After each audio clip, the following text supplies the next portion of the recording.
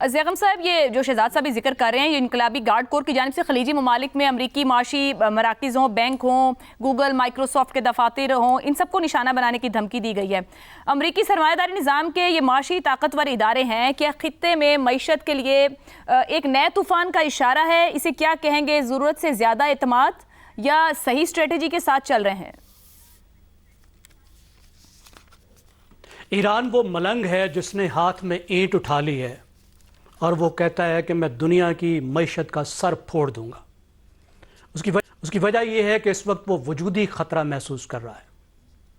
اس کے پورے سسٹم کو ختم کرنے کی دھمکی دی گئی ہے، اس کو توڑنے کی دھمکی دی گئی ہے، ڈی کیپیٹیشن کا عمل کیا گیا ہے کہ ایران کا سر اڑا دیا جائے، ان کی تمام لیڈرشپ کو ختم کر دیا جائے۔ اسی وجہ سے انہوں نے نظام نے اپنے آپ کو ڈی سینٹرلائز کیا ہے۔ اب ایران نے ریئیکشن میں دو ایسے کام کیے ہیں جس کی کچھ کی انہوں نے پہلے اشارہ دیا ہوا تھا، کچھ کا نہیں دیا ہوا تھا۔ انہوں نے ایک تو یہ کیا ہے کہ اس جنگ کو ریجنلائز کر دیا ہے، یعنی جنگ کا جو میدان جنگ تھا اس کو بدل کے رکھ دیا ہے، جغرافیائی طور پر بھی کہ انہوں نے پورے ریجن کو میدان جنگ بنا دیا۔